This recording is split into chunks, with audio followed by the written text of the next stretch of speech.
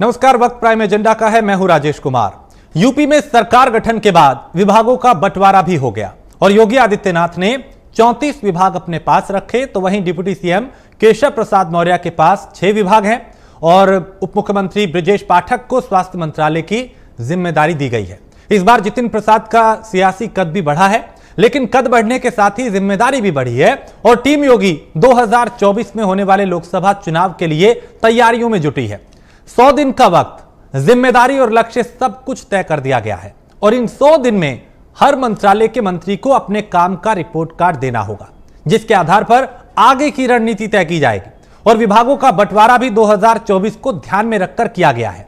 जनता के बीच सरकार की छवि, केंद्र और राज्य सरकार की योजनाओं के जो लाभ है वो लाभार्थियों तक पहुंचे। जनता और कार्यकर्ताओं की सुनवाई के लिए मंत्रियों को उनकी क्षमता को ध्यान में रखकर विभागों का बंटवारा हुआ है।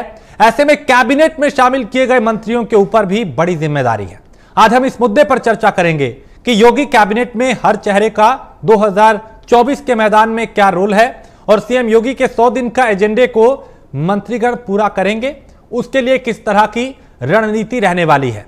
कुछ बड़ी बातें आपको ग्राफिक्स के जरिए बताते हैं। योगी टीम के जरिए बीजेपी लोकसभा चुनाव 2024 की तैयारियों में जुटी है और 2024 को ध्यान में रखकर विभाग बांटे गए हैं। यूपी के कैबिनेट में विभागों का बंटवारा चूंकि हो गया है और योगी आदित्यनाथ ने 34 विभाग अपने पास रखे हैं, जबकि केशव प्रसाद मौर्य के पास कुल 6 विभाग हैं और ब्रजेश पाठक को स्वास्थ्य मंत्रालय की जिम्मेदारी दी गई है। इस बार जितिन प्रसाद का सियासी कद बढ़ा है और टीम योगी के जरिए बीजेपी अब लोकसभा चुनाव को साधने की तैयारी में जुटी हुई है। तो अब चूंकि क्या प्राथमिकताएं रहेंगी, क्या चुनौतियां रहेंगी और 100 दिन में किस तरह का टारगेट मंत्रियों को दिया जाएगा, चूंकि योगी आदित्यनाथ खुद उसकी समीक्षा करेंगे, हर महीने फीडबैक लेंगे और अब इन मंत्रियों के कंधे पर जिम्मेदारी होगी उत्तर प्रदेश को उत्तम प्रदेश बनाने की। चूंकि सियासी और क्षेत्रीय समीकरण साधने के बाद विभागों का बंटवारा किया गया और इस बंटवारे में इस बात का भी ध्यान रखा गया है कि कैसे सबका साथ, सबका विकास करना है और सबका विश्वास जीतना है। उम्मीदें जो जनता को हैं उन्हें कैसे पूरा करना है, क्योंकि जनता को उम्मीदें जो हैं वो इसलिए भी डबल हो जाती हैं क्योंकि दूसरा मौका भारतीय जनता पार्टी को उत्तर प्रदेश में मिला है। तो सियासी मायने समझेंगे, टीम योगी के कार्यों को लेकर जानेंगे कि उनकी प्राथमिकताएं क्या रहेंगी और यह भी समझेंगे कि आखिर किस तरह का सहयोग यहां पे विपक्षी दल करेंगे। चूंकि शुरुआती कुछ महीने सकारात्मकता के साथ राजनीति की संभावना की जा सकती है और अखिलेश यादव ने भी इस बात के संकेत दिए कि हमारा रुख एकदम सकारात्मक रहेगा और विधानसभा से जिस तरह की तस्वीरें आई वो भी इस तरफ इशारा कर रही थी कि उत्तर प्रदेश की सियासत और तस्वीर जो है वो बदल रही है। चूंकि चुनाव के दौरान जिन मंत्रियों ने, जिन नेताओं ने एक दूसरे पे कटाक्ष किए, वार किए, जुबानी हमले किए, चुनाव के बाद अब सदन में मुस्कान के साथ एक दूसरे से वो हाथ मिलाते हुए नजर आए। एक सुंदर तस्वीर लोकतंत्र की सबने देखी उत्तर प्रदेश में। लेकिन अब सरकार चूंकि भारतीय जनता पार्टी की बनी है, कैबिनेट का गठन हो चुका है, विभागों का बंटवारा हो चुका है और इसमें कुछ रणनीतियां बनाई गई हैं, कुछ एजेंडे तय किए गए हैं, कुछ वक्त तय किया गया है। ये जो 100 दिन है इसमें कई तरह की प्राथमिकताएं मंत्रियों के कंधों पर होंगी, क्योंकि अब सामने 2024 का चुनाव साधना है, उसको जीतना है और योगी आदित्यनाथ को संगठन के और पार्टी का जो भरोसा है उस पर खरा उतरना है। लिहाजा उन्होंने इस तरह की टीम तैयार की है जो क्षेत्रीय समीकरण भी साध पाए, जो जातीय समीकरण भी साध पाए, जिसकी प्राथमिकता में विकास भी रहे और जो हर एजेंडे पे पूरी तरह से खरे उतर पाए। इस तरह की टीम उन्होंने चुनी है और टीम पूरी तरह से तैयार है 2024 की तैयारियों के लिए। तो 100 दिन का वक्त निर्धारित किया गया है, यानी एक शुरुआती जो 3 महीने हैं उसमें बहुत कुछ तय हो जाएगा विभागों को लेके, काम को लेके। क्योंकि अब जो 5 साल का कार्यकाल है वो ये दिखाने के लिए होगा कि आपने क्या किया। पिछले 5 साल में ये माना कि विपक्ष की कुछ कमियां थी या पिछली सरकारों की खामियां थी या कुछ प्रोजेक्ट जो थे वो अधर में थे, लेकिन अब जो 5 साल हैं अगले, वो पूरी तरह से इस बात का वो होंगे कि कैसे आगे की रणनीति तय करनी है। तो 100 दिन में क्या प्राथमिकताएं रहेंगी और क्या चुनौतियां रहेंगी, कैसे उम्मीदों पे खरा उतरेगी टीम योगी के जो सदस्य हैं, जो खिलाड़ी हैं, जो मंत्री हैं, ये सब कुछ हम जानेंगे। एक वरिष्ठ पैनल अब से कुछ देर में हमारे साथ होगा, जिसमें राजनीतिक पार्टियों के प्रवक्ता होंगे, जिसमें वरिष्ठ पत्रकार होंगे। उनसे हम जानेंगे कि आखिर अब आगे की रणनीति क्या है, विपक्ष की क्या भूमिका रहने वाली है, क्या हमें सकारात्मक तस्वीरें नजर आएंगी या फिर नकारात्मक तस्वीरें भी दिखाई देंगी। मुद्दों की बात होगी तो फिर किसका पलड़ा भारी, किसका हल्का दिखाई देगा। क्योंकि अखिलेश यादव भी पूरी तरह से एक्टिव हैं। 2017 के मुकाबले 2022 में उनकी ताकत दोगुनी से ज्यादा हो चुकी है विधानसभा में, और जो सहयोगी दल है उनको साथ लेकर चलने की उनकी कोशिश है। यही वजह है कि उन्होंने लोकसभा की सदस्यता से इस्तीफा देके विधानसभा रहने का बीड़ा उठाया, रास्ता अपनाया, और उनकी एक कोशिश है कि अभी से शुरुआत करके पूरी तरह से एक्टिव रह के 2024 को भी साधा जाए और आगे जो अगला चुनाव होगा उसको भी अपने पक्ष में किया जाए। क्योंकि वो जानते हैं कि उत्तर प्रदेश में अब बीएसपी और कांग्रेस की क्या स्थिति है, लिहाजा भारतीय जनता पार्टी के बाद अगर कोई विकल्प लोगों के जहन में है, अगर लोगों के पास है, तो वो समाजवादी पार्टी का होगा। लेकिन उसके लिए मेहनत करनी होगी, उसके लिए पूरी तरह से सक्रिय रहना होगा, उसके लिए पूरी तरह से एक्टिव उत्तर प्रदेश की राजनीति में रहना होगा। तो अभी हम सरकार के जो कार्यप्रणाली है उसको लेके बात करेंगे, 100 दिन का जो टारगेट दिया गया है मंत्रियों को उस पर बात करेंगे, प्राथमिकताएं क्या रहने वाली हैं सरकार की वो जानेंगे, चुनौतियां किस तरह की हैं उसको भी समझेंगे। क्योंकि चुनाव के दौरान बड़े बड़े वादे किए गए, किसानों को लेकर, नौजवानों को लेकर, महिलाओं को लेकर, छात्रों को लेकर, अब उनको पूरा करने की बारी है और उसमें को कितना वक्त लगेगा। क्योंकि आते ही कुछ ऐसे फैसले लिए गए जो ये बता रहे हैं कि योगी आदित्यनाथ पूरी तरह से एक्शन में है, और जब उन्होंने राशन योजना को आगे बढ़ाया तो संकेत ये दे दिया कि सरकार पूरी तरह से इस पक्ष में है कि जनता की सहूलियत को ध्यान रखा जाए, उनकी सुविधाओं को और बेहतर किया जाए, सिस्टम में पारदर्शिता रहे, किसी तरह की कोई लापरवाही ना हो, और इसी को लेके वो वक्त वक्त पे खुद समीक्षाएं करेंगे, मंत्रियों के कामकाज का फीडबैक लेंगे और आगे की रणनीति तय की जाएगी। योगी आदित्यनाथ ये जानते हैं कि 2024 का जो रास्ता है उसमें अगर कामयाब होना है तो फिर कुछ काम ऐसे करने होंगे, कुछ कदम ऐसे उठाने होंगे, कुछ फैसले ऐसे लेने होंगे जिसका असर दूरगामी हो, जिसके परिणाम दूरगामी हो।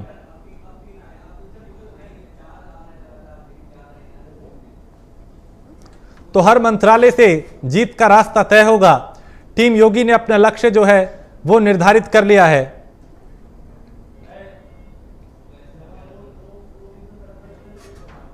सौ दिन में काम का रिपोर्ट कार्ड देना होगा, और इसको सीधे तौर पे अगर जोड़ के देखा जाए तो 2024 से जोड़कर देखा जा रहा है।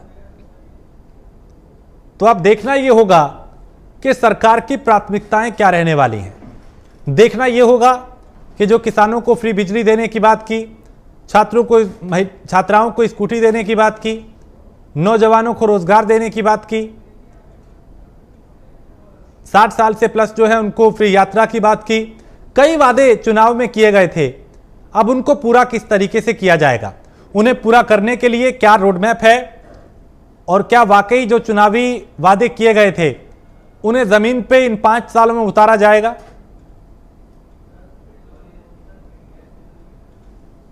तो केशव प्रसाद मौर्य के पास 6 विभाग हैं। ब्रिजेश पाठक जो दूसरे नंबर के उप मुख्यमंत्री हैं, उनके पास स्वास्थ्य मंत्रालय की जिम्मेदारी होगी। स्वास्थ्य मंत्रालय जो सबसे अहम मंत्रालय है, क्योंकि कोरोना को लेकर भी कई तरह के सवाल उठे थे और आगे कई तरह की जिम्मेदारियां यहां पे उनके कंधे पे रहने वाली हैं। तो योगी आदित्यनाथ, केशव प्रसाद मौर्य, ब्रिजेश पाठक, ये वो नाम हैं जिनके कंधों पे उत्तर प्रदेश को उत्तम प्रदेश बनाने की जिम्मेदारी है, जिनको सबका साथ सबका विकास के साथ आगे बढ़ना है। 2024 की पिच तैयार करके उस पर कामयाबी पानी है, क्योंकि डबल इंजन की सरकार का जो जिक्र बार बार होता है उसका फायदा भी कहीं ना कहीं बीजेपी को 2022 के विधानसभा चुनाव में हुआ है और इसी तरह का फायदा 2024 में भी पार्टी लेना चाहेगी। तो उसके लिए जरूरी होगा कि वक्त पे कुछ कदम उठाए जाएं। हमारे साथ कुछ मेहमान इस वक्त जुड़ चुके हैं, कुछ आगे जुड़ेंगे। हमारे साथ प्रभात त्रिपाठी हैं जो कि वरिष्ठ पत्रकार हैं। आगे कुछ राजनीतिक पार्टियों के प्रवक्ता हमारे साथ जुड़ेंगे, उनका भी रुख लेंगे, जानेंगे। लेकिन प्रभात जी देखिए, अब कैबिनेट का गठन हो गया, विभागों का बंटवारा भी हो गया और 100 दिन का जो टारगेट दिया गया है, इसमें किस तरह की प्राथमिकताएं रहने वाली हैं टीम योगी की? देखिए राजेश जी, जिस तरीके से कल विधानसभा में सारे विधायकों की शपथ हुई और आज नए स्पीकर विधानसभा अध्यक्ष सतीश महाना चुने गए, मैं वहां विधानसभा में था। जो दृश्य आज प्रस्तुत हुआ, चाहे वो अपोजिशन लीडर अखिलेश यादव का, कल भी आपने देखा होगा मुख्यमंत्री से कैसे हाथ मिलाया, उन्होंने उनके कंधे पे हाथ मारा जी। आज जो सौहार्द वातावरण था, अगर विधानसभा में इसी तरीके का वातावरण बना रहा और एक गंगा जमनी तहजीब के तरीके से विपक्ष अपनी पूरी भूमिका उठा के, सशक्त विपक्ष की भूमिका उठाइए आप। जिस तरह आज अखिलेश ने कहा कि मैं विदेश, उनके ऊपर आरोप लगाया गया विदेश चले आते हैं, तो उनका मैं विदेश गया, बड़ी बड़ी बिल्डिंगें देखी, मैंने बहुत बेहतरीन एक्सप्रेस वे दिया, कानपुर में बड़ा अच्छा मेट्रो दिया, उन्होंने अध्यक्ष जी के चुनने के बाद अपने भाषण में कहा। तो जिस तरीके से आज विपक्ष में अखिलेश की बॉडी लैंग्वेज दिखाई दी, वो निश्चित तौर पे ये लग रहा था कि एक सशक्त विपक्ष के रूप में समाजवादी पार्टी इस बार योगी मंत्रिमंडल को घेरेगी। अब सवाल आपने जो मंत्रिमंडल के विस्तार का कहा या 100 दिन के लक्ष्य का कहा, इस बार आप ये मान के चलिए कि योगी सरकार का मंत्रिमंडल का गठन भले ही केंद्र के इशारे पे हुआ हो कि किसको लेना है किसको नहीं लेना है, लेकिन बंटवारा जो विभाग का हुआ मुख्यमंत्री की अपनी मर्जी से हुआ। कई ऐसे कद्दावर मंत्री जो अड़े हुए थे, जैसे केशव प्रसाद मौर्य की, उनको पीडब्ल्यूडी दिया जाए, नहीं दिया मुख्यमंत्री ने। ब्रजेश पाठक को स्वास्थ्य विभाग दिया, शर्मा जी को नगर विकास विभाग किया और जतिन प्रसाद का प्रमोशन करके पीडब्ल्यूडी दिया। तो इस बार जो विभागों का बंटवारा हुआ वो पूरी तरीके से मुख्यमंत्री योगी आदित्यनाथ के अपनी मर्जी से किया गया है। और एक बात आपको अंदर की ओर बता दें जी, 100 दिन का लक्ष्य तो दिया गया है, 100 दिन का सरकार का एक लक्ष्य रखा है। हाँ। लेकिन स्पष्ट रूप से ये चाय पे कह दिया गया है कि जो मंत्री परफॉर्मेंस नहीं करेंगे, जो मंत्री काम नहीं करेंगे, जो मंत्री भ्रष्टाचार में लिप्त दिखाई देंगे, क्योंकि मैं आपको बता दूं लगभग 1 दर्जन मंत्री ऐसे जो भारतीय जनता पार्टी के हैं जिनकी शिकायत की और योगी जी उनको हटा नहीं पाए थे। हाँ। चुनाव के पहले की बात बता रहा हूँ, योगी वन की, उनका पत्ता पूरा साफ हो गया है इस बार। कद्दावर मंत्री, कहीं ना कहीं उनके ऊपर आरोप थे भ्रष्टाचार के। कुछ लोग, अब एक विधानसभा के अध्यक्ष पीठ पे बैठ गए, उन्होंने कहा मुख्यमंत्री ने कि 6 महीने का मैं आपको समय दे रहा हूं, आप विभाग बिल्कुल सतर्कता पूर्वक चलाइए, कोई हस्तक्षेप आपके ऊपर नहीं होगा। ब्यूरोक्रेटिक बदलाव करने मुख्यमंत्री जा रहे हैं आजकल में। कल परसों तक बहुत अपर सचिव और प्रमुख सचिव को लेकर जो एक नाराजगी थी, जो योगी वन में अधिकारी बेलगाम हो गए थे, कुछ अधिकारी मुख्यमंत्री की सुनते थे, बाकी किसी मंत्री की नहीं सुनते थे, जनप्रतिनिधि की नहीं सुनते थे, उसमें मुख्यमंत्री जी बड़ा बदलाव ला रहे हैं और एक नई टीम जो है वो एक ब्यूरोक्रेसी की आ रही है। दूसरी चीज, जो भी 3 साल तक वहां पे लोग रहे हैं विधानसभा में निजी सचिव, उन सबको हटाया जा रहा है और नए जो मंत्री के जो सचिव होते हैं, जो मंत्री के निजी सचिव होते हैं, उनको नए चेहरों को लाया गया है, इस बार मंत्रियों के साथ लगाया गया है। सिर्फ इसलिए कि जो प्राथमिकता मुख्यमंत्री योगी आदित्यनाथ ने रखी है 2024 के लिए, 2024 उनका जो मिशन है बहुत बड़ा मिशन है और उस मिशन पे योगी जी जिस तरह काम करते हैं, उनकी जो कार्यशैली है 24/7 की, और उनको जिस तरीके से लोगों से काम लेना है, उन्होंने बता दिया है कि कोई गुंजाइश नहीं है इस बार ये मत सोचना कि हम जो है कैबिनेट मंत्री बन गए हैं तो 5 साल रहेंगे। 6 महीने का आपको समय दिया जा रहा है। 6 महीने में आप अच्छा काम करें, आप डिलीवरी दें, जनता के बीच जाएं, कनेक्टिविटी बनाए रखें और जो सरकारी योजनाएं हैं वो योजनाएं धरातल पे कैसे पहुंचेंगी इसका इंतजाम कीजिए। और मुख्यमंत्री ने अपनी जो प्राथमिकता में कानून व्यवस्था, बजट आ रहा है, बजट आएगा 6.5 लाख करोड़ का बजट आ रहा है, मैं आपको बता दूं। हाँ। उसमें 20,000 नौकरियां, 20,000 नौकरी का ऐलान कर दे योगी सरकार जा रही है। विधानसभा बजट सत्र में पैसे की व्यवस्था कर रही है जी। और जो छुट्टा जानवर घूमते थे, जो उनकी समस्या थी, उस पे काम, गन्ना का जो मूल का भुगतान नहीं हुआ है, उन्होंने साफ साफ गन्ना मंत्री को कह दिया, लक्ष्मीनारायण चौधरी को, कि आप जो है पूरा रिकवरी कीजिए कि जो पहले मंत्री आ रहा है सुरेश राणा क्यों आ रहा है, और आखिर जो गन्ने का भुगतान जितना हमने कहा था उतना हुआ कि नहीं हुआ, और अगर नहीं हुआ तो भुगतान कराए, और 15 दिन बाद अगर भुगतान नहीं होगा तो ब्याज सहित पैसा किसानों को दिया जाएगा। ठीक है। ये एक रोड मैप तय किया है। हाँ। तो मेरा ये कहना है कि मुख्यमंत्री योगी आदित्यनाथ ने हाँ। एक रोड मैप तय कर दिया है अपने मंत्रियों के लिए। सबको कक्ष अलॉट हो गए हैं, सबको निजी सचिव मिल गए हैं, सिर्फ ब्यूरोक्रेट मिलना बाकी है, सेक्रेटरी और प्रमुख सचिव और अपर सचिव वो मिलना बाकी है, वो भी कल परसों तक मिल जाएंगे। और सीधा सीधा लक्ष्य है 2024 का 75+ लाना है उत्तर प्रदेश में, जो केशव मौर्य ने कहा भी है। उस लक्ष्य में भारतीय जनता पार्टी लग गई है। लेकिन राजेश जी एक बात और समझ लीजिए, विपक्ष मुस्तैद हो गया है, अखिलेश यादव मुस्तैद हो गए हैं। वो किसी भी मुद्दे में भारतीय जनता पार्टी को सदन से सड़क तक घेरने में नहीं चूकेंगे, क्योंकि एकमात्र विपक्ष समाजवादी पार्टी है जो सतत रूप से विधानसभा के अंदर दिखाई दे रहा है। और अखिलेश ने भी प्रण कर लिया है कि जो मुख्यमंत्री मुझसे कहता था कि मैं 12 बजे सो के उठता हूं, अब मैं उनको बताऊंगा कि आपके कार्यकाल में क्या घोटाले हो रहे हैं, आपके कार्यकाल में कौन मंत्री काम नहीं कर रहा है, कौन ब्यूरोक्रेट क्या कर रहा है, ये सब सदन के अंदर बताएंगे और सड़क के अंदर बताएंगे। ये रोड मैप विपक्ष में और सत्ता पक्ष में पूरा तैयार हो गया है। और एक आज माहौल अच्छा था सदन का। अगर यही माहौल अच्छा रहा तो निश्चित तौर पे उत्तर प्रदेश की जनता को एक अच्छी सरकार भी दिखाई देगी और एक अच्छा विपक्ष भी दिखाई देगा। ठीक है। हमारे साथ कृष्ण मोहन पांडे भी हैं, अभिमन्यु त्यागी हैं, कांग्रेस प्रवक्ता हैं, प्रभात त्रिपाठी जी तो हैं ही लगातार, और दिनेश यादव भी अब से कुछ देर में हमारे साथ जुड़ेंगे। लेकिन कृष्ण मोहन जी, क्या कुछ प्राथमिकताएं अब आपकी रहने वाली हैं, सरकार की रहने वाली हैं? चूंकि देखिए गठन हो गया, मंत्रियों का, विभागों का भी बंटवारा हो गया, 100 दिन का एजेंडा भी तय कर दिया गया, सरकार की अब प्राथमिकताएं क्या रहने वाली हैं, चूंकि चुनाव में वादे बड़े बड़े किए गए? देखिए, भारतीय जनता पार्टी ने अपने पूर्व में 2017 का जो संकल्प पत्र जारी किया, उसका हमने 92% 3 साल में पूर्ण किया। 2 साल कोरोना काल को छोड़ दिया जाए तो अब आपके वर्तमान सरकार की क्या क्या व्यवस्था है, मैं आपको बता दूं। भारतीय जनता पार्टी पूर्ण रूप से शिक्षा, सड़क, स्वास्थ्य और बिजली पर काम करने जा रही है। जिससे बिजली से हमने 24 घंटा उत्तर प्रदेश में जो वादा किया था कि 24 घंटा बिजली देंगे, उत्तर प्रदेश की जनता को 24 घंटा बिजली देने का हमने काम किया, परंतु उससे एक कदम हम आगे बढ़कर अधिक से अधिक बिजली उद्योगों को देने जा रहे हैं। जो उद्योग यहाँ के उत्तर प्रदेश में आ रहे इन्वेस्टमेंट का इन्वेस्ट कर रहे हैं, उनको हम बिजली दें ताकि अधिक से अधिक रोजगार उत्पन्न हो। यदि सड़क की बात करें तो हमने सड़क उत्तर प्रदेश में 16,612 किलोमीटर की बनवाई है। हमने 3 वर्ष के कार्य 5 वर्ष के कार्य 16 बीत गया, फिर 3 साल में हमने लगभग 16,000 किलोमीटर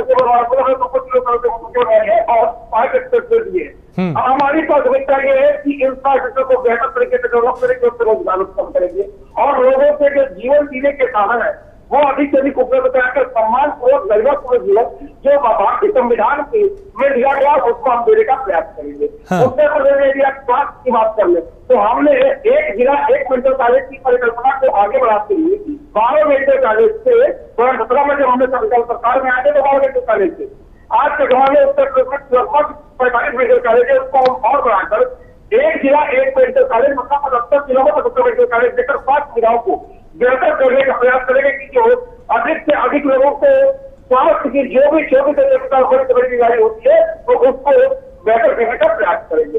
रोजगार के क्षेत्र में उत्तर प्रदेश में एक बड़े स्तर पर काम होने जा रहा है और आप देखेंगे कि उत्तर प्रदेश का जहाँ पे इन्वेस्टमेंट 1.5 लाख करोड़ का आया हुआ था 2012 से 17 में भारतीय जनता पार्टी की सरकार में, 2012 से और 2017 से लेकर 2022 में 10 लाख करोड़ का इन्वेस्टमेंट है, 3 लाख करोड़ के इन्वेस्टमेंट को हमें प्रारंभ करके जिससे रोजगार उत्पन्न हुआ और बाकी जो 7 लाख करोड़ बचे उसका भी लगभग आप सारे इन्वेस्टमेंट सरकार करने जा रहे हैं।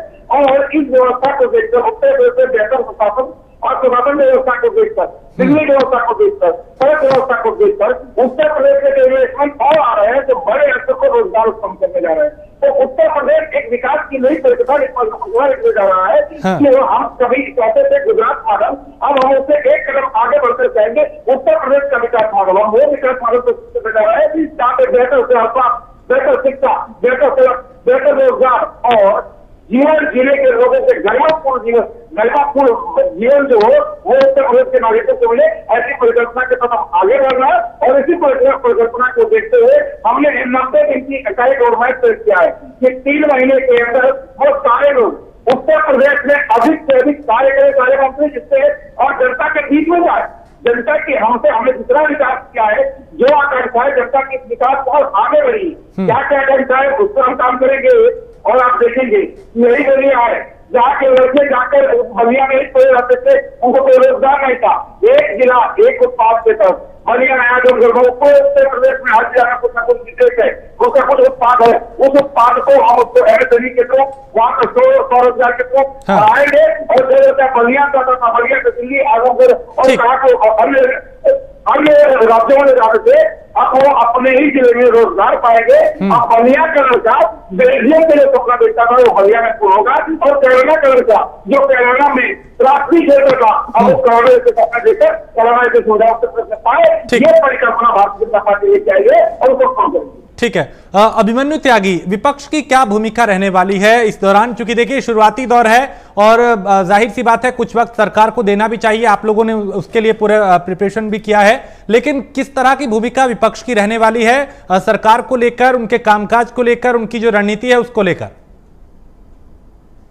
देखिए, पहली बात तो ये है कि जैसे 100 दिन की बात कर रहे हैं सरकार, 100 दिन की बात तो साहब ने भी की थी, कहा था अगर मैं 100 दिन में ये काम ना करूंगा तो मुझे दंड दे देना, चौराहे पर झाड़ू मारना, डंडे मारना, इन्होंने ऐसी बात भी कही थी, जुमलेबाजी की बात करी थी। तो ये इनका परफॉर्मेंस क्या होने जा रहा है? देखिए, जो 2 डिप्टी सीएम है वो उनकी ट्यूनिंग बहुत अच्छी नहीं है, मुख्यमंत्री जी से बात सबको पता है। बाहर से जो नेता हैं उनका विरोध हो रहा है अंदर संगठन में, जैसे ब्रजेश पाठक जी का विरोध हो रहा है, नरेंद्र कश्यप जो कि एमएलए भी नहीं है ना एमएलसी है, उनको मंत्री बना दिया गया है और वो जमानत पर है, पुत्रवधू की हत्या कि उस पर वो, उनकी पत्नी और उनका बेटा जमानत पर है। इसी तरह नितिन अग्रवाल को मंत्री बनाया गया है, वो भी बाहर से लाके बनाया गया है। जतिन प्रसाद को मंत्री बनाया गया है। बाहर के लोगों को जो मंत्री बनाया गया है, अंतर्कलह हो रही है इनकी पार्टी के अंदर भी। साथ में जो कह रहे हैं 100 दिन में करेंगे, ये 5 साल में नहीं कर पाए। छुट्टा जानवर का ये कुछ नहीं कर पाए समाधान। इसके अलावा गन्ने का पेमेंट नहीं कर पाए, गन्ने का पेमेंट अब भी ड्यू है, पिछले साल का भी अब भी ड्यू है सरकार से। इसके अलावा इन्होंने महंगी बिजली दी, बिजली अब भी बहुत महंगी आ रही है।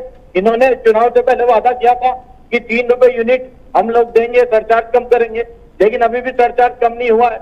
इसके अलावा महंगाई देखिए, रोजगार की बात देखिए, 3 साल से फौज की भर्ती चालू नहीं हुई है, इनकी सरकार में ही है, और लगभग 80,000 MSME इनकी सरकार में बंद हो गए हैं उत्तर प्रदेश में। अच्छा, तो ये सब चुनौती सरकार के साथ है। अभी सिलेंडर का रेट बढ़ा है 50 रुपए, 7% पेट्रोलियम का रेट इंटरनेशनल मार्केट में कम हो गया है। बावजूद इसके लगातार रोज पेट्रोल डीजल के दाम बढ़ाए जा रहे हैं। 100 रुपए से ऊपर पेट्रोल का दाम पहुंच चुका है, डीजल भी धीरे से पहुंच जाएगा। और 2024 तक 1500 पर अगर सिलेंडर का रेट और 150 पर पेट्रोल का रेट न पहुंच जाए तो कोई आश्चर्य भी नहीं होने वाला है, क्योंकि इनका खर्चा सिर्फ पेट्रोल डीजल के दामों से, टोल के दामों से, महंगी शराब बेचने से ही चल पा रहा है सरकार का। पांडे जी, आप प्रतिक्रिया देंगे? जी, हमारे कांग्रेस के जो मित्र है वो भविष्य जो हम देता है कि आने वाले समय में 150 रुपया हो जाएगा। निश्चित रहे साहब, हम जितना वर्तमान में है इतना ही रहेगा, इससे कम नहीं होगा। और उत्तर प्रदेश और देश की जनता को जो बड़ी से बड़ी राहत हम दे रहे हैं और देखिए, और उत्तर प्रदेश में राशन शासन और बेहतर प्रशासन प्रदेश चलता रहेगा। और जिन आप बात कर रहे हैं कि हमने करना भुगतान, इससे करवाते करना भुगतान किसी को जाता है तो भारतीय जनता पार्टी को जाता है, और हम परिकल्पना के साथ आए हैं कि 15 दिन के लिए भुगतान करेंगे, नहीं करेंगे तो उसका बयान देंगे, उससे हम आगे बढ़ रहे हैं। आप बात कर रहे हैं स्वास्थ्य की, शिक्षा की, उत्तर प्रदेश सर्वाधिक स्वास्थ्य बेहतर सुविधा सर्वाधिक प्रदेश है तो उत्तर प्रदेश है, बेहतर स्वास्थ्य सुविधाएं है तो उत्तर प्रदेश में। और आप बात कर रहे हैं रोजगार की, उत्तर प्रदेश में सर्वाधिक लोग हो गया रोजगार उत्पन्न हुआ है। यदि आप 2002 से लेकर 2022 तक के अधिकार को देखेंगे तो सर्वाधिक रोजगार होने देने का काम किया है। और यही उत्तर प्रदेश है जहाँ पे अपराधी घूमते थे, अपराधी बंदूक लेके घूमते थे, LMG खरीदते थे, और एक अपराधी का जिसका कर्म सत्ता व्यवस्था करती थी उसके आप सहयोगी थे।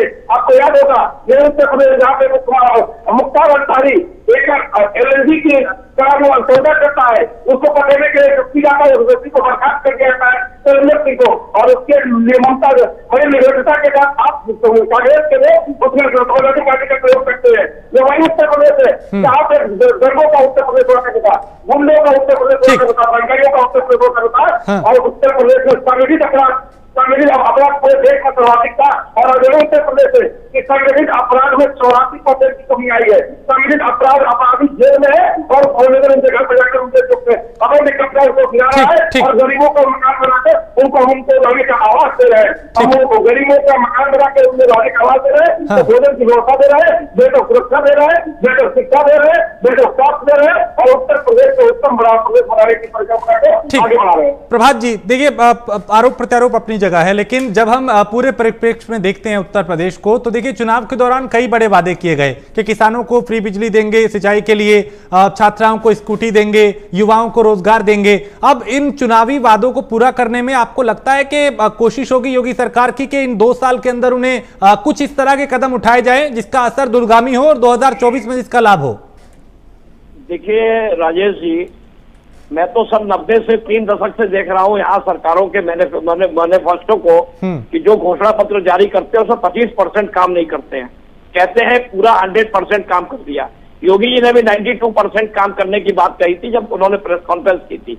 अगर कोई भी सरकारें 50% भी काम कर दें तो प्रदेश में बहुत सुधार हो जाए। मैं नहीं कहता कोई सरकारें काम नहीं करती, सब सरकारें काम करती हैं।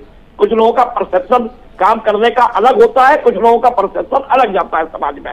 सबसे बड़ी दिक्कत क्या है, 24 करोड़ की इस प्रदेश में आप घोषणा पत्र बनाते हैं और घोषणा पत्र में जो जो चीजें रखते हैं उसके लिए पैसा कहां से आएगा, रेवेन्यू कहां से आप जनरेट कर रहे हैं, ये जब आपने किसी को बताया? मुख्यमंत्री योगी आदित्यनाथ ने कहा था कि हम $1 ट्रिलियन का, पिछले बार उन्होंने कहा था कि यूपी का $1 ट्रिलियन लक्ष्य रखा था उन्होंने, कोई $1 ट्रिलियन लक्ष्य नहीं पा पाए। जो इन्वेस्टर थे, जो इन्वेस्टर मीट्स की गई थी, MSME सेक्टर में काम हुआ, ऐसा नहीं कि योगी जी ने बहुत काम किया, मैं नहीं कह रहा हूं काम नहीं किया, क्योंकि बहुत मेहनती और बहुत ईमानदार मुख्यमंत्री है। सबसे बड़ी चीज क्या है कि जो खर्चे हैं, जब आप बजट पेश करते हैं 6.5 लाख रुपए का, करोड़ का, अब जो आने वाला है 5 लाख का, 6 लाख का पिछली बार भी हुआ था और भारी भरकम बजट हुआ था, पैसे कहां से आएंगे? हम खर्चा कम करेंगे और पैसे जनरेट कहां से होंगे? जब बिजली आप महंगी दे रहे हैं, आपने बिजली 24 घंटे देने की बात कह दी। फ्री की जो योजनाएं होती है ना, वो सिर्फ लॉलीपॉप होती हैं, उससे सरकार और धरातल में जाती है। लोगों को फ्री चीजें मत दीजिए, आप लोगों को आत्मनिर्भर बनाइए, लोगों को आप सेल्फ डिपेंड बनाइए, लोगों की जेबों में पैसा आए, जिससे कि ग्रोथ बढ़े, आपकी ग्रोथ जनरेट हो। जब लोगों की जेब में पैसा नहीं होगा, लोगों के पास रोजगार नहीं होगा, तो वो क्या आपकी ग्रोथ बढ़ेगी? आपके प्रदेश की महंगाई की बात जहां तक रही, महंगाई केंद्र का एक बहुत बड़ा विषय है। जिस तरीके से आप डीजल पेट्रोल को, मैं कई डिबेट में कह चुका हूं कि आप डीजल और पेट्रोल को GST के दायरे में क्यों नहीं ला रहे हैं? क्या आखिर आपकी मजबूरी है ऐसी कि जो आप GST के दायरे में पेट्रोल डीजल नहीं ला रहे हैं? पेट्रोल डीजल जब बढ़ेगा 100, 105 रुपए, 110 रुपए रेट हो गया है और डीजल का रेट 100 रुपया हो गया है, तो सारी चीजों का रेट बढ़ेगा। आप गैस कम नहीं कर पा रहे हैं, जो सिलेंडर 450 था वो 1000 रुपए का हो गया। तो सवाल कई है, सवाल सरकार से ही पूछे जाएंगे। डबल इंजन की सरकार है, आप वादा करते हैं, आप गरीबों की सरकार होने की बात करते हैं, आपने राशन प्रणाली आपने बढ़ा दी, आप उन्होंने 80 करोड़ लोगों को केंद्र ने बढ़ा दिया, आपने 3 करोड़ को 13 करोड़ 12 करोड़ को बढ़ा दिया। राशन देने से सब नहीं हो जाएगी। राशन जिसको मिलता है हर वर्ग के लोगों को, अच्छी बात है, गरीबों को राशन मिलना चाहिए। यह राशन कहां से आता है? ये हमारे आपके टैक्स के पैसे से आता है। आपने जो भी टैक्स के पैसे से आप अगर खर्च कर रहे हैं, तो आपने रेवेन्यू जनरेट कहां किया? किस चीज में आपने रेवेन्यू जनरेट किया? भारी भरकम बजट आ गया। एक काम अच्छा होने जा रहा है योगी सरकार के कार्यकाल में, कि विभागों को खत्म करके 92 विभाग जो बने थे 45 विभाग में वो किया जाना है। इससे निश्चित रूप से खर्चा कम होगा और बहुत चीजें एक सुधरेंगी। लेकिन मूल सवाल यही है कि किसान जो देश की आजादी के बाद लगातार पिसता रहा है, किसान को कर्ज दे देना काफी नहीं है। कर्ज देने से आप किसान का लाभ कुछ नहीं कर सकते हैं। किसान को आप बिजली दीजिए, खाद दीजिए, उनको उपज का फसल का उनको मूल्य दीजिए, ये सारी चीजें दीजिए ना, अभी तो रामराज आएगा। कहने से रामराज नहीं आएगा। मैनिफेस्टो आपने घोषणा पत्र बना लिया और आपने कह दिया कि हमने पूरे कर दिए। हमारे प्रवक्ता महोदय भेजे बैठे हैं, लेकिन योगी सरकार को 5 साल का कार्यकाल मिल चुका है और मोदी सरकार को 7 साल का कार्यकाल मिल चुका है। जवाब आपसे लिया जाएगा, विपक्ष जवाब आपसे लेगा। धरातल पे काम को उतारिए, लोगों के चेहरे मुस्कुराते हुए हो, रोजगार मिले लोगों को जो छात्र पढ़ के आ रहे हैं, डिग्री डिप्लोमा और ये सारे बड़ी डिग्रियां लेके आ रहे हैं, पीएचडी और सारी, नौकरी नहीं मिल रही है उन लोगों को, प्राइवेट सेक्टर में नौकरी नहीं मिल रही है। ठीक, बिल्कुल ये जरूरी है कि युवाओं को सशक्त किया जाए और इस कदर सशक्त किया जाए हर शख्स को कि वो किसी पे निर्भर ना रहे। लेकिन दिनेश यादव भी हमारे साथ जो कि फोन पे है। दिनेश जी, देखिए कई कदम यहाँ पे सरकार की तरफ से अब उठाने की तैयारी की गई है। 100 दिन का एजेंडा भी तय किया गया है कि उसमें रिजल्ट मंत्रियों को देना होगा। इस दौरान विपक्ष की क्या भूमिका रहने वाली है?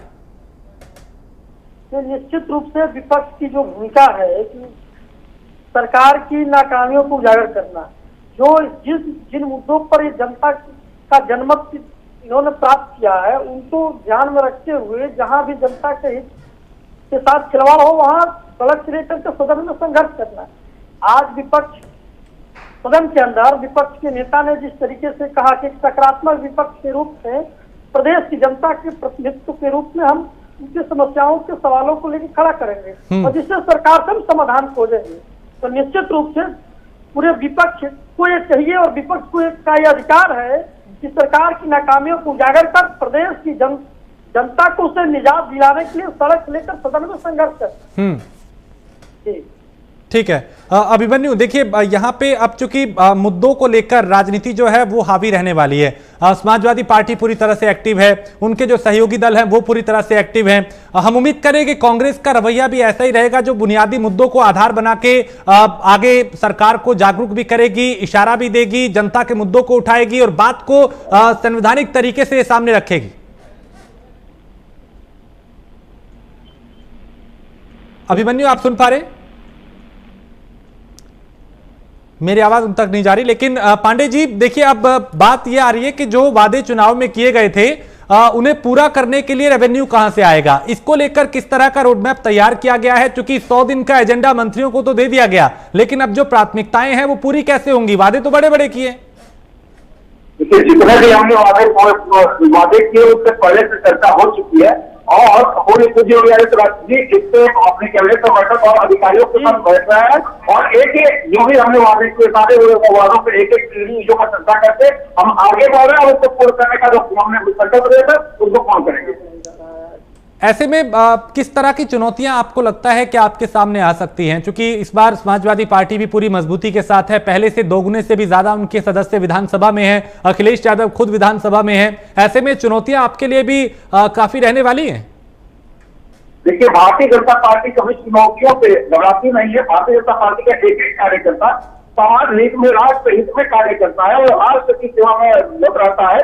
तो जो भी समाज में जो भी समस्या है उसको हम समाज के पास जाके उसको निकालेंगे, उसको ठीक करने का प्रयास करेंगे और उत्तर प्रदेश से बेहतर उत्तर प्रदेश को बनाने के लिए जो भी संकल्प हमने लिया है उसको जो भी प्रयास की आवश्यकता हम उसको करेंगे। और रही बात अगली जी चुनाव में आ रहे हैं उनके पीछे बढ़िए, उनको शुभकामनाएं है और वो भारतीय जनता पार्टी सिर्फ चुनाव देखते सेवा का भाव सेवा नहीं करती है। भारतीय जनता पार्टी संगठन इस सेवा के भाव से कार्य करती है और हमेशा हम जन सेवा जनता की सेवा के लिए लगे हुए हैं।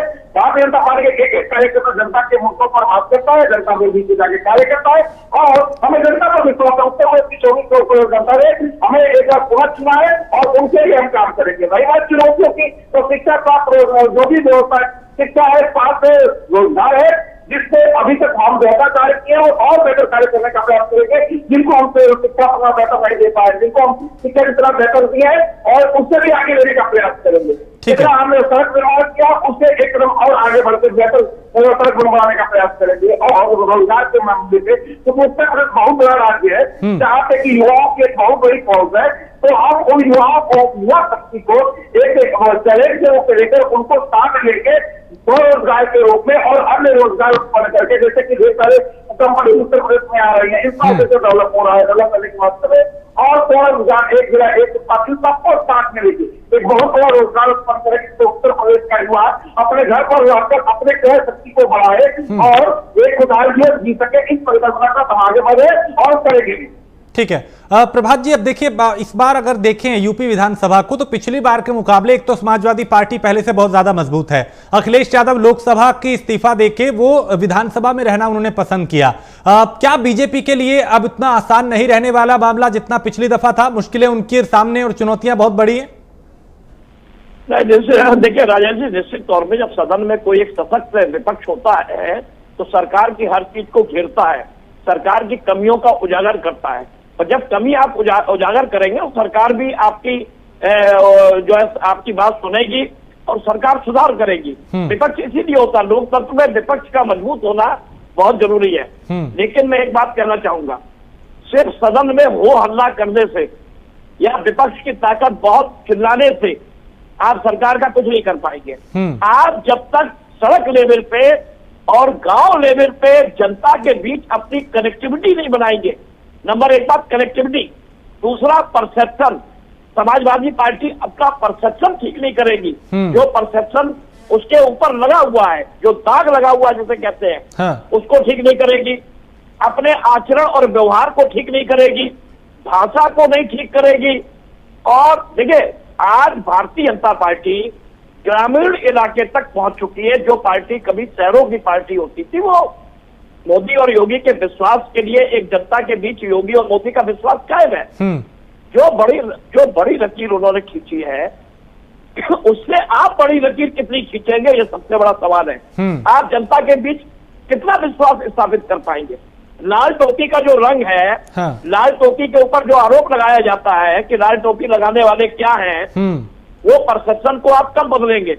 आप 5 साल आपको मिले हैं विपक्ष में बैठने के लिए, मजबूत विपक्ष के रूप में। और निश्चित तौर पे अखिलेश को ये सुध आई है, अखिलेश को ये अब ज्ञान आया है कि अगर भारतीय जनता पार्टी से लड़ना है तो मैदान में उतरना पड़ेगा, टीचर की राजनीति छोड़नी पड़ेगी, 6 महीने पहले चुनाव के आने की राजनीति छोड़नी पड़ेगी। तो निश्चित तौर पर समाज, क्योंकि ये मैंडेट अखिलेश यादव का मैंडेट है, ये प्योर मैंडेट 111 का अखिलेश यादव का है।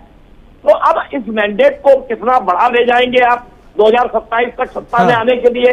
2024 तक आप कितने लोकसभा, क्योंकि 2014, 2019 5 की संख्या रही आपकी, 5 से 6वां आपका एमपी नहीं बना, तो आप कितनी संख्या बढ़ा ले जाएंगे?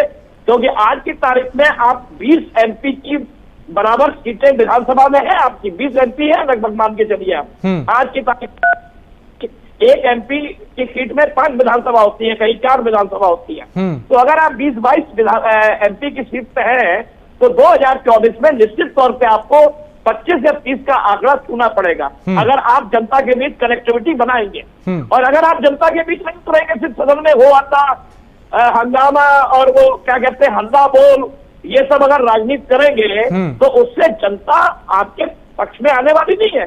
जनता को वो बातें समझ में आए जो बातें आप अच्छी भाषा के साथ जनता से कनेक्टिविटी बनाए और बताएं कि बाबा योगी आदित्यनाथ बुलडोजर बाबा, कानून व्यवस्था कैसी है, क्या वाकई में कानून व्यवस्था प्रदेश की अच्छी है, या किस तरीके से, किस चश्मे से भारतीय जनता पार्टी समाज को देखती है। क्योंकि सबका साथ, सबका विकास, सबके विश्वास की बात करने वाली भारतीय जनता पार्टी को आप एक्सपोज कैसे करेंगे? सवाल ये है, आपको अपनी एक नई सत्ता की जो आपने बात की है, आपको नई विचारधारा और आपको नई रणनीति के तहत सदन के अंदर आपको अपनी उपस्थिति दर्ज करानी होगी।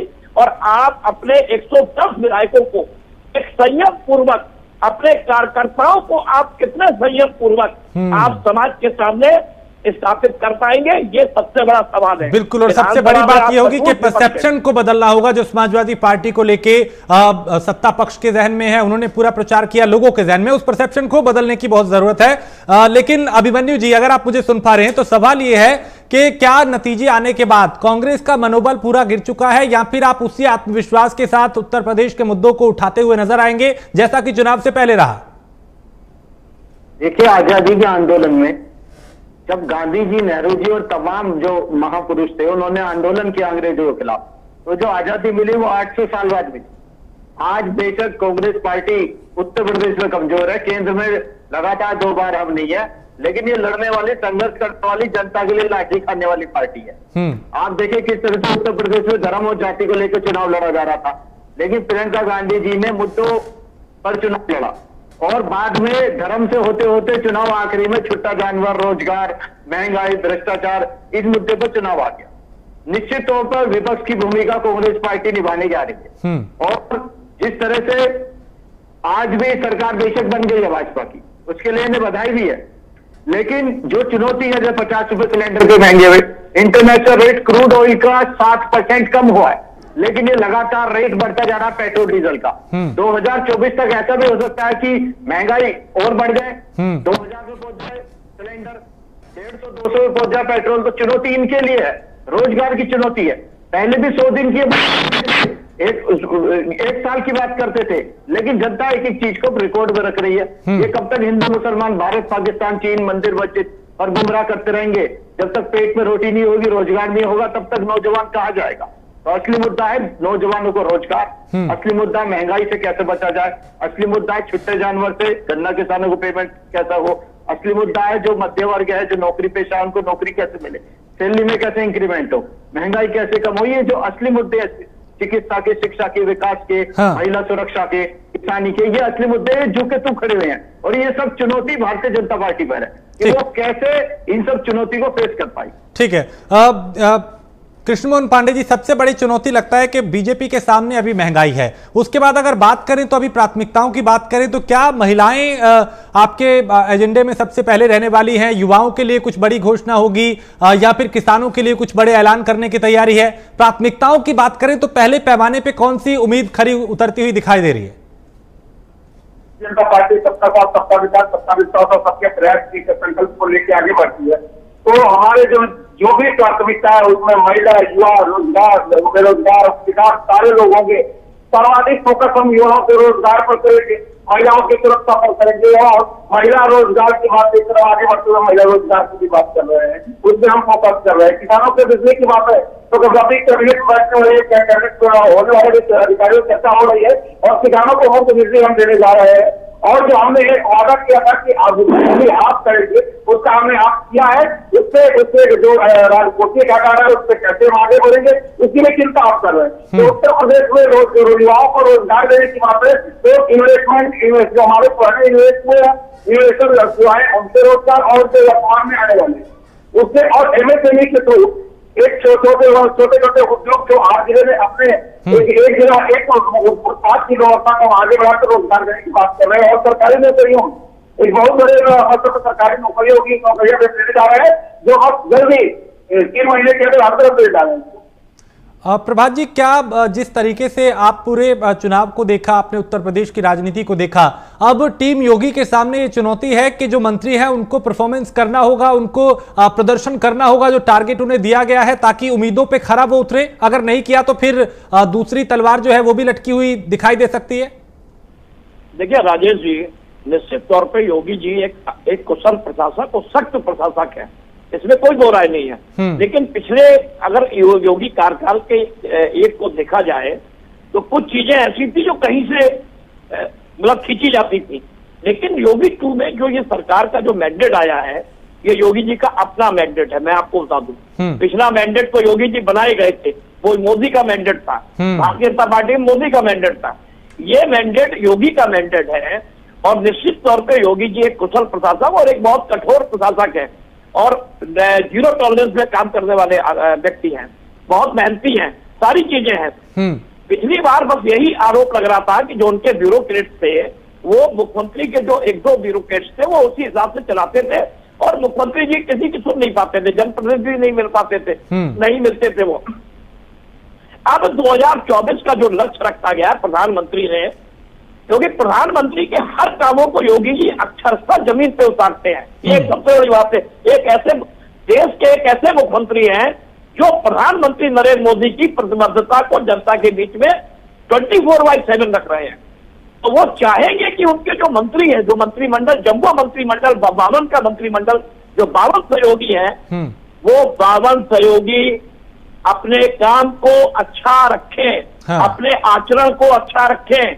और इस बार फ्री हैंड दिया जा रहा है उनको, फ्री हैंड इस बार उनको मिल रहा है मंत्रियों को। और 6 महीने का उनको टाइम बाउंड कर दिया गया है कि 6 महीने में आपकी समीक्षा होगी। 100 डेज का तो ये लक्ष्य रखा गया है। ये जब कोई भी सरकार आती है 100 डेज का लक्ष्य होता है कि हम 100 दिन में ये करेंगे। सवाल 6 महीने का है कि 6 महीने आपके परफॉर्मेंस को देखा जाएगा। अगर जरा भी आरोप लगेंगे आपका विभाग बदल दिया जाएगा या आपको हटा भी दिया जाएगा। ये संदेश अंदर दे दिया गया है। मेरा ये मानना है कि बजट सत्र के बाद जब पैसे का एलोकेशन हो जाएगा, हाँ। तो निश्चित तौर पे जो अधूरे काम है भारतीय जनता पार्टी के, जो पाइपलाइन में थे, वो तेजी से बढ़ेंगे आगे। जैसे गंगा एक्सप्रेस वे बनना है, जेवर एयरपोर्ट का है, भगवान राम का मंदिर भी 2024 तक बनके तैयार हो जाएगा। ये एक अलग धार्मिक मैटर है। जिस तरीके से एक सनातन धर्म के लिए योगी जी ने काम किया है, अब मथुरा की बारी है, वो राजनीतिक एजेंडा भी रहेगा उनके साथ, वो साथ साथ चलेगा। सरकार की परफॉर्मेंस के साथ साथ राजनीतिक एजेंडा भी चलेगा। तो ये जो सारी चीजें हैं, ये 2024 के मिशन को लेके अब एक भी दिन किसी मंत्री को बैठने योगी जी नहीं देंगे। 3 दिन के अंदर ब्यूरोक्रेसी तैनात हो जाएगी। सचिवालय में सारे निजी सचिव बदल दिए गए हैं। कार्यशैली समझा दी गई है कि अगर आपको सत्ता में रहना है, आपको सरकार चलानी है, विभाग चलाना है, तो आपको मेरे मुताबिक चलाना पड़ेगा। तो अब वो योगी नहीं है, वो वाले योगी नहीं है जो योगी वर्ग से। योगी 2 सख्त भी दिखाई देंगे और लिबरल भी दिखाई देंगे कार्यकर्ताओं के लिए। तो ये दोनों चीजें जब होंगी तो निश्चित तौर पे भारतीय जनता पार्टी का जो विश्वास बना हुआ है, सबसे बड़ी देखिए राजेश जी, आज संकट राजनीतिक दलों के साथ सबसे बड़ा क्या है? विश्वास का संकट है। भारतीय जनता पार्टी को अगर आपको पराजित करना है, मोदी और योगी को पराजित करना है, तो आपको अपने विश्वास को स्थापित करना पड़ेगा जनता के बीच। जनता ये विश्वास कर सके कि हमारा जो नेतृत्व कर रहा है, चाहे वो विपक्ष का नेता है, वो हमारी रक्षा करेगा, हमें ये काम देगा, हमें ये डिलीवरी देगा, हमें ये सुशासन देगा, हमें ये कानून व्यवस्था देगा। योगी जी परफॉर्मेंस दे रहे हैं और योगी जी आगे देंगे, ऐसा मेरा अपना मानना है, मेरा अपना विचार है जी। बाकी जो मैं आचरण देख रहा हूँ विधायकों का आज और मंत्रियों का, सारा डिसिप्लिन है, सारी चीजें हैं, सब विपक्ष भी डिसिप्लिन में था। तो ये सारी चीजें अगर सही तरीके से चलती रही और विपक्ष ने अपने लगे हुए दाग को मिटाने का काम कर दिया, तो मैं निश्चित तौर में कह रहा हूं 2024 में भारतीय जनता पार्टी को पूरे 8 साल की एंटी कमेंसी और 7 साल की ये एंटी कमेंसी, इस दोनों से गुजरना पड़ेगा अगर विपक्ष ने सही तरीके से विश्वास स्थापित करने का काम कर लिया और उनके एक एक मुद्दों को उठाने का काम कर लिया। ठीक, लेकिन कहीं हल्ला बोल कर दिया तो भैया कुछ नहीं कहा जा सकता। ठीक है, अभिमन्यु त्यागी, क्या देखिए समाजवादी पार्टी पूरी तरह से एक्टिव है, तैयारियां अब 2024 की हो रही हैं, भारतीय जनता पार्टी पूरी तरह से एक्शन है, मंत्रियों को विभाग भी बांट दिए गए और उनको 100 दिन का रोड मैप भी दिया गया, टारगेट भी दिया गया। लेकिन कांग्रेस की रणनीति अब आगे की क्या रहने वाली है? क्या आप लोग भी 2024 की तैयारियों में जुटे हैं या फिर नतीजों के बाद मनोबल में गिरावट आई है, उम्मीदें उस तरह की नहीं है, सकारात्मकता की कमी है?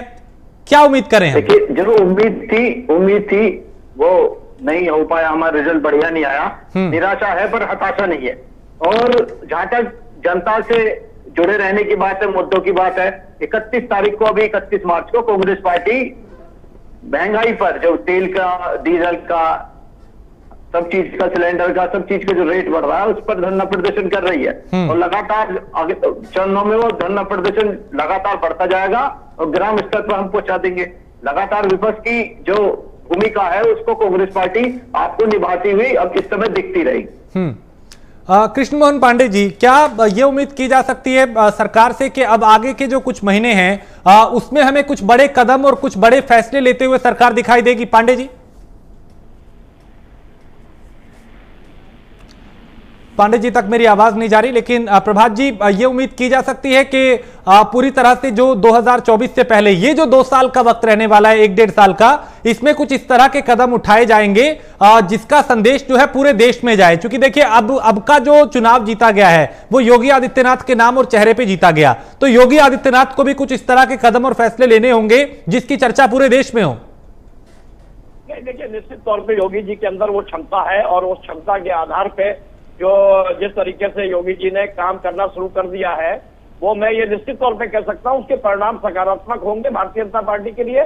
और योगी जी जिस तरीके के धर्म की राजनीति के साथ साथ जिस तरीके से एक विकास की राजनीति की बात भारतीय जनता पार्टी कर रही है, अगर विकास मॉडल पे वो चलेगी तो निश्चित तौर पे जनता विकास चाहती है।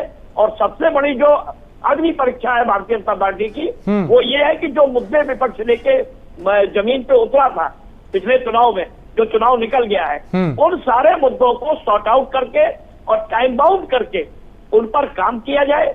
और जो काम रह गए, देखिए अच्छी अच्छी सरकारों से काम रह जाते हैं, कोई भारतीय जनता पार्टी स्पष्ट रूप से ये स्वीकार करे कि हमसे जो चीजें रह गई हम उसको पूरा करेंगे। तो 1.5 साल 1 साल का लक्ष्य अगर आपने ये बना के चले तो आप निश्चित तौर पे आप क्या जातिगत आधार पे गुणा भाग अपना ठीक रखें, धर्म के नाम पे आप कुछ करें, लेकिन आपको विकास करना पड़ेगा, आपको जनता के बीच डिलीवरी देनी पड़ेगी। अगर आप ये सब चीजें करने पे वाकई में कामयाब रहे, जैसा कि अभी तक आप रहे हैं और आप कह रहे हैं, तो ये भी हम भी इसको मॉनिटर करेंगे। हम आप पत्रकार हैं, हम आप ये चर्चा करते रहते हैं सरकार के बारे में, और विपक्ष को अपनी सकारात्मक भूमिका कहने से नहीं है, निभानी पड़ेगी, सड़क में उतरना पड़ेगा। ये सारी चीजें जब आप करेंगे तो निश्चित तौर पे ये जो है एक अच्छा एक संदेश जाएगा। और वो संदेश के लिए भारतीय जनता पार्टी लगी हुई है और विपक्ष को भी लगना होगा।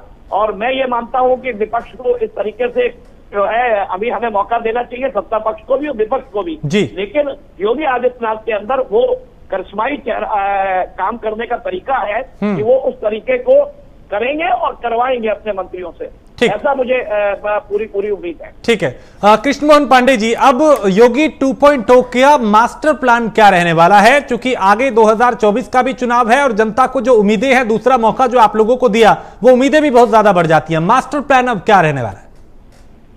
देखिए, जनता के बीच जनता के जो देना चाहता है, जो हमने जनता के बीच में जाके समझा है, महसूस किया है, उसको पूर्ण करेंगे। राशन शासन प्रशासन हमें लगातार बेहतर कैपेसिटी पे चलता रहेगा और उत्तर प्रदेश में सर्वाधिक इन्वेस्टमेंट हो, उत्तर प्रदेश में अधिक रोजगार है, शिक्षा है, स्वास्थ्य हो और किसान जो कि सर्वाधिक मुद्दे उठाएंगे किसानों के, हम उनके मुद्दों पर काम करेंगे और उत्तर प्रदेश को विकास की जो परिभाषा है उससे आगे रहने का काम करेंगे। और उत्तर प्रदेश अब एक कदम आगे बढ़कर रोजगार मॉडल से भी एक कदम आगे बढ़कर विकास मॉडल होगा, उत्तर प्रदेश का विकास मॉडल बनेगा। और उत्तर प्रदेश रोजगार के क्षेत्र में, शिक्षा स्वास्थ्य के क्षेत्र में सबसे बेहतर प्रदेश बनेगा। तो हम ये उम्मीद करें कि आने वाले दिनों में जो बेरोजगार हैं उनको नियुक्तियां मिलेंगी, रोजगार दिया जाएगा, कानून व्यवस्था को और बेहतर किया जाएगा, महिलाओं को सुरक्षित माहौल मिलेगा, किसानों को बेहतर संसाधन उपलब्ध होंगे। ये तमाम उम्मीदें की जा सकती हैं जिनके सपने दिखाए गए। उम्मीद की नहीं जा सकती, हमने करके दिखाया है, बेहतर प्रशासन किया है, बेहतर हमने सुरक्षा दी है, उत्तर प्रदेश में बेहतर सड़कें दी है, एक्सप्रेसवे दी है, मेडिकल कॉलेज दिए हैं, रोजगार दिए हैं। हम उससे एक कदम और की बात करते हैं, हमने जो दिया है उससे भी बेहतर करने के प्रयास करते हैं और बेहतर करेंगे। और इतना बेहतर करेंगे कि उत्तर प्रदेश में सर्वाधिक मेडिकल कॉलेज होंगे तो सर्वाधिक एयरपोर्ट वाला उत्तर प्रदेश बनेगा, तो सर्वाधिक मेडिकल कॉलेज अगर उत्तर प्रदेश को है तो सर्वाधिक रोजगार वाला उत्तर प्रदेश बनेगा। ये हमारे परिकल्पना है, उसको पूर्ण करेंगे। चलिए, बहुत शुक्रिया कृष्ण मोहन पांडे जी और अभिमन्यु त्यागी, प्रभात त्रिपाठी जी, आप सभी का बहुत शुक्रिया इस चर्चा में शामिल होने के लिए। क्योंकि अभी शुरुआत है, पिक्चर अभी बाकी है और रोड मैप तैयार है, 100 दिन का एजेंडा तय किया गया है, मंत्रियों को विभाग दे दिए गए हैं। देखना होगा उम्मीदों पे कौन कितना खरा उतरता है। ब्रेक के लिए रुकेंगे, ब्रेक के उस पार कुछ और खबरें।